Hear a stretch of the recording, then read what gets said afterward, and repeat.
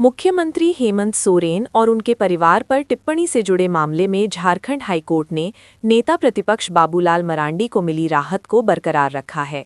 Justice A K. Chaudhary की अदालत ने राज्य सरकार को जवाब दाखिल करने का निर्देश दिया है। कोर्ट ने मरांडी के खिलाफ किसी भी तरह की पीड़क कार्रवाई पर लगी रोक जारी रखी। ये मामला सोशल मीडिया पर साझा किए गए एक साक्षात्कार से जुड़ा है। मरांडी के खिलाफ अलग अलग जिलों में दर्ज एफआईआर को निरस्त करने की मांग पर सुनवाई जारी है। राज्यपाल के पुत्र के विवाह रिसेप्शन के दौरान स्वास्थ्य मंत्री डॉक्टर इरफान अंसारी और बिहार के डिप्टी सीएम सम्राट चौधरी की मुलाकात सुर्खियों में आ गई। इरफान अंसारी ने कहा कि राजनीति में बुलडोजर नहीं, भाईचारे और संवाद की भाषा होनी चाहिए। उन्होंने यूपी मॉडल की नकल को बिहार के लिए अनुपयुक्त बताया। ये टिप्पणी अवैध निर्माण पर चल रही कार्रवाइयों की पृष्ठभूमि में अहम मानी जा रही है। मुलाकात ने राजनीतिक हलकों में नई बहस छेड़ दी है। गोड्डा पुलिस ने ट्रैक्टर चोरी करने वाले गिरोह का पर्दाफाश करते हुए 6 चोरों को गिरफ्तार किया है। एसपी के निर्देश पर गठित विशेष टीम ने अलग अलग जगहों से आरोपियों को दबोचा। सभी आरोपी दुमका जिले के रहने वाले हैं और चोरी की कई घटनाओं में शामिल होने की बात कबूली है। पुलिस ने चोरी के ट्रैक्टर भी बरामद किए हैं। आरोपी ट्रैक्टर 70-80 हजार रुपये में बेच देते थे। एचईसी मजदूर संघ ने प्रबंधन पर जमीन का दुरुपयोग करने का आरोप लगाया है। महामंत्री रमाशंकर प्रसाद ने कहा कि मॉल और कमर्शियल कॉम्प्लेक्स की योजना जनहित में नहीं है। उन्होंने 746 करोड़ रुपए के पुराने भूमि सौदे में अनियमितता का भी आरोप लगाया। मजदूर संघ ने उच्च स्तरीय जांच की मांग की है। चेतावनी दी गई कि जमीन निजी हितों को दी गई तो आंदोलन होगा। छत्तीसगढ़ पुलिस ने बीएसएल के वरिष्ठ अधिकारी कौस्तभ बसु को दुष्कर्म के आरोप में गिरफ्तार किया है। भिलाई की एक महिला की शिकायत पर मामला दर्ज किया गया था। गिरफ्तारी के बाद आरोपी का बोकारो सदर अस्पताल में मेडिकल कराया गया। इसके बाद उन्हें भिलाई ले जाया गया। मामले की जांच छत्तीसगढ़ पुलिस कर रही है।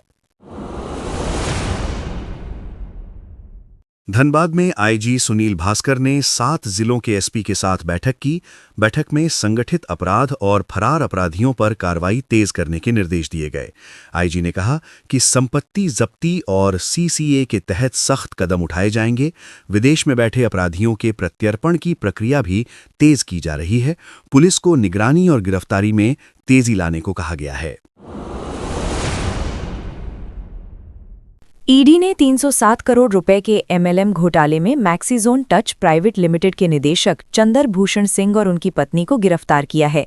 आरोप है कि ऊंचे रिटर्न का लालच देकर हजारों लोगों से निवेश कराया गया। ईडी को छापेमारी में नकदी, फर्जी दस्तावेज और डिजिटल सबूत मिले हैं। आरोपियों पर मनी लॉन्ड्रिंग का मामला दर्ज है। दोनों को न्यायिक हिरासत में भेजा गया है। पश्चिमी सिंहभूम के गुआ थाना क्षेत्र में नाबालिग से यौन शोषण के मामले में आरोपी को गिरफ्तार किया गया है। पीड़िता गर्भवती पाई गई है, जिससे मामला गंभीर हो गया। पुलिस ने पीड़िता का बयान और मेडिकल जांच कराई है। आरोपी के पास से मोबाइल फोन भी जब्त किया गया है। पुलिस ने सख्त कार्रवाई का भरोसा दिया है। चाईबासा के गोइलकेरा क्षेत्र में बोरे में बंद सिर कटा शव मिलने से इलाके में दहशत फैल गई। मृतक की पहचान 65 वर्षीय हरिनाथ लुगुन के रूप में हुई है। हत्या बेहद निर्ममता से की गई बताई जा रही है। पुलिस ने शव को पोस्टमार्टम के लिए भेज दिया है।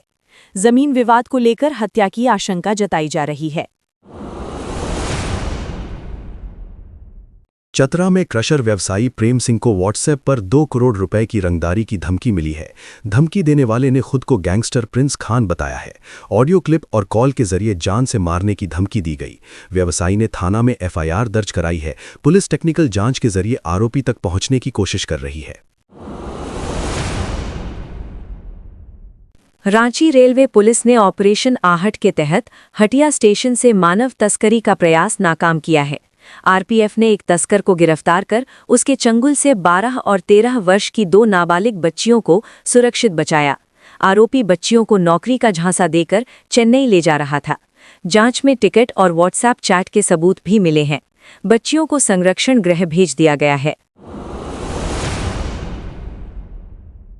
रामगढ़ के वेस्ट बोकारो इलाके में जंगली हाथियों के हमले में 2 महिलाओं समेत 4 लोगों की मौत हो गई। देर रात हाथियों के झुंड ने रिहायशी इलाके में घुसकर तांडव मचाया।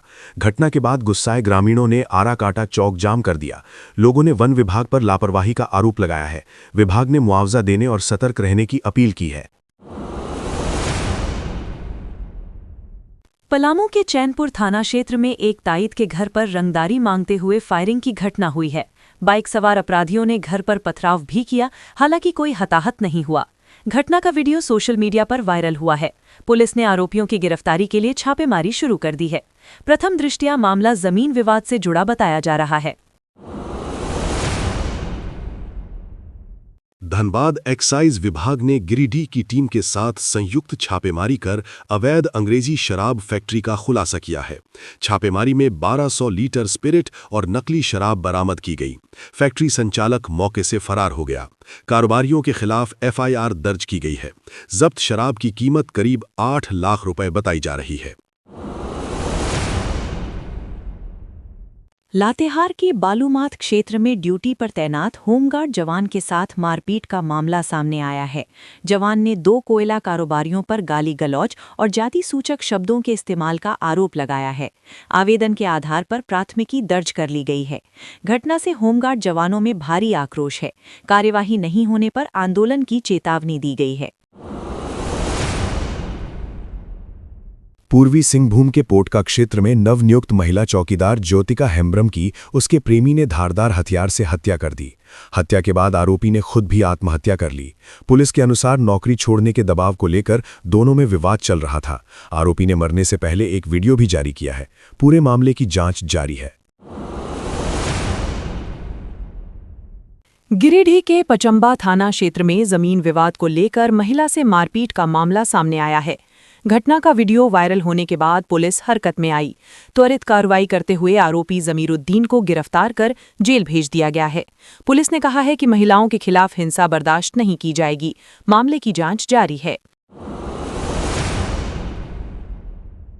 पाकुड़ पुलिस ने बीजीआर कोल कंपनी कर्मी से रंगदारी मांगने के मामले का खुलासा कर दिया है। एसआईटी ने तकनीकी साक्ष्यों के आधार पर अजय मुर्मू को गिरफ्तार किया। आरोपी ने पूछताछ में अपराध स्वीकार किया है। उसके पास से मोबाइल और सिम कार्ड बरामद किया गया है। आरोपी का आपराधिक इतिहास भी सामने आया है। जमशेदपुर के बागबेड़ा थाना क्षेत्र में पुलिस ने समय रहते बड़ी आपराधिक साजिश नाकाम कर दी। संजय नगर नाला के पास से 3 अपराधियों को हथियारों के साथ गिरफ्तार किया गया। आरोपियों के पास से देसी पिस्टल, जिंदा कारतूस और धारदार हथियार बरामद हुए हैं। पुलिस के अनुसार तीनों किसी बड़ी वारदात की तैयारी में थे। सभी को जेल भेज दिया गया है।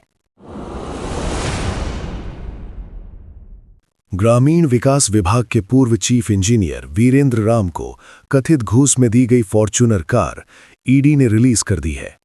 ट्रिब्यूनल के आदेश पर ठेकेदार ने 31 लाख रुपए का एफडी जमा कराया। ईडी जांच में सामने आया है कि ठेके के बदले महंगी गाड़ियां दी गई थी। पूछताछ में ठेकेदारों ने घूस देने की बात स्वीकार की है। मनी लॉन्ड्रिंग मामले की जांच जारी है। केंद्र सरकार की प्रस्तावित ग्रामीण योजना को लेकर झामुमो ने कड़ा ऐतराज जताया है। पार्टी का कहना है कि मनरेगा के खर्च में 60-40 फॉर्मूला लागू होने से झारखंड पर भारी वित्तीय बोझ पड़ेगा। झामुमो ने दावा किया कि इससे राज्य को 1500 करोड़ रुपए से अधिक का नुकसान होगा। पार्टी ने आरोप लगाया कि ये मनरेगा जैसे अधिकार आधारित कानून को कमजोर करने की साजिश है। चेतावनी दी गई कि कानून से छेड़छाड़ हुई तो सड़क से संसद तक आंदोलन होगा। गुमला के चौली नवाटोली में हुए रमेश साहू हत्याकांड का पुलिस ने खुलासा कर दिया है। एसडीपीओ ने बताया कि हत्या किसी बाहरी ने नहीं बल्कि पत्नी ने की थी। जांच में सामने आया कि शराब को लेकर पति पत्नी में विवाद हुआ था। नशे में सोए पति की पत्नी ने टांगी से हत्या कर दी। आरोपी पत्नी को गिरफ्तार कर जेल भेज दिया गया है। लोहरदग्गा पुलिस ने नशे के कारोबार पर बड़ी कार्रवाई करते हुए 2 युवकों को गिरफ्तार किया है। आरोपियों के पास से 15 ग्राम ब्राउन शुगर, बाइक और मोबाइल फोन बरामद हुए हैं। जब्त नशे की कीमत करीब 45,000 रुपये आंकी गई है। दोनों आरोपी लोहरदग्गा और लातेहार के रहने वाले हैं।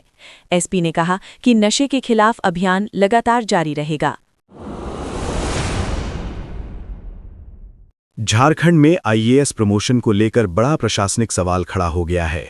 19 रिक्तियों के बावजूद कार्मिक विभाग ने यूपीएससी को 57 अधिकारियों की सूची नहीं भेजी है, जबकि महाधिवक्ता ने स्पष्ट किया था कि हाईकोर्ट की कोई रोक नहीं है।